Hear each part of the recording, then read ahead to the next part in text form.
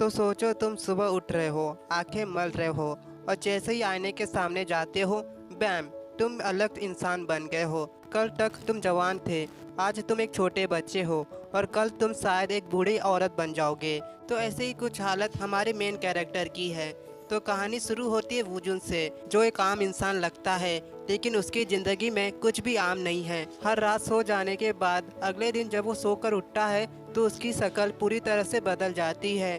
कभी वो एक जवान हैंडसम सा लड़का होता है, तो कभी कोई अंकल और कभी एक आंटी। यह अजीब सी हालत उसकी ज़िंदगी बदल के रख देती है। इस अजीब हालत के बारे में सिर्फ इनकी मॉम और इनके बेस्ट फ्रेंड को पता है। वुजिन हर सुबह अपने आप को कंप्यूटर में रिकॉर्ड करके रखता है, ताकि उसे पता चलता रहे कि उस दिन वो कौन था। इन्होंने अपने घर पे अलग अलग साइज के कपड़े, जूते, चश्मे के नंबर ये सब खरीद के रखे होते हैं, ताकि वो अपनी नई बॉडी में ये कपड़े फिट आ सके। वुजिन फर्नीचर का डिज़ाइन बनाने का काम करता है। इन्होंने अपने दोस्त सॉन्गबैक के साथ फर्नीचर कंपनी चालू की है, जिस कंपनी का नाम ALX है। वुजिन अपने ऑफिस में फर्नीचर डिज़ाइन करने का काम करता और सॉन्गबैक बेचने और कस्टमर से बात करने का काम करता है। इससे ये फ़ायदा होता है कि वुजिन को किसी से मिलना नहीं पड़ता। सब कुछ बढ़िया चल रहा था। वुजिन अकेले ऑफिस में काम करता और सॉन्गबैक के साथ बाहर घूमने जाता। फिर आता है कहानी में ट्विस्ट। वुजिन को एक दिन प्यार हो जाता है यूसी नाम की लड़की से, जो एक फर्नीचर के दुकान पे काम करती है। वुजिन का चेहरा और उसका शरीर तो बदल जाता है, लेकिन उसका दिल वही रहता है।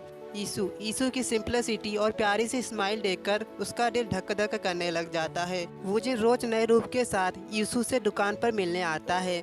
एक दिन वुजिन अपने एक नए हैंडसम से चेहरे के साथ ये दोबारा से फर्नीचर के दुकान पे आ जाता है, जहाँ पर ये हिम्मत करते हुए यीशु से बात करता है। पहले तो सब नॉर्मल रहता है, यीशु भी उसके चार्मिंग नेचर से इम्प्रेस हो जाती है। फिर वुजिन इन्हें कहता है कि क्या आप मेरे साथ डिनर कर सकते हैं। पहले तो यीशु मना कर देती है, लेकिन जब वुजिन प्यार से रिक्वेस्ट करता है तो यीशु मान जाती है। वुजिन इन्हें लेकर फर्नीचर के गोदाम आ जाता है।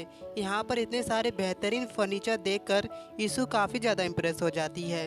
फिर इन दोनों में बातचीत होती है, प्यार आगे बढ़ता है, लेकिन वुजिन को एक दिन कभी ना कभी इसे सच्चाई बतानी ही होगी। और एक रात ट्रेन में वुजिन की आंख लग जाती है। जब वो सोकर उठता है तो वो देखता है कि वो तो 56 साल का बूढ़ा इंसान बन गया है। उसी दिन से वुजिन कभी यूसु के सामने नहीं आया। उसके सामने आ भी गया तो क्या बोलता।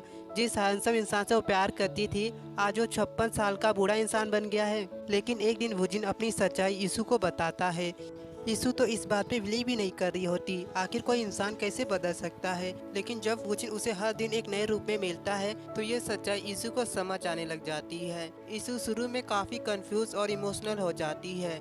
तुम सोचो, अगर तुम्हारा प्यार कल जवान था और आज कोई औरत है तो कैसे डील करोगे। लेकिन यीशु को धीरे धीरे वुजिन के रूप से ज़्यादा उसका दिल पसंद आने लगता है। उन दोनों के बीच इमोशनल मोमेंट भी आते हैं, जहां यीशु समझती है कि असली प्यार सिर्फ बाहर से नहीं बल्कि अंदर से होता है। लेकिन ये कहानी सिर्फ रोमांटिक नहीं है। अब सोचो, अगर तुम्हें पता है कि तुम्हारा पार्टनर रोज अलग हो जाएगा, तो क्या तुम जिंदगी भर उसके साथ रह सकते हो। यीशु के लिए ये सब बहुत मुश्किल हो जाता है। हर रोज नए इंसान के साथ डील करना कोई आसान काम नहीं है। और फिर वुजिन को भी समझ आने लगता है कि शायद यीशु को इतना ज़्यादा तनाव देना गलत है। एक वक्त आता है जब वुजिन यीशु से दूर जाने का फैसला करता है। उसे लगता है कि उसका बदलना यीशु के लिए एक बर्डन है।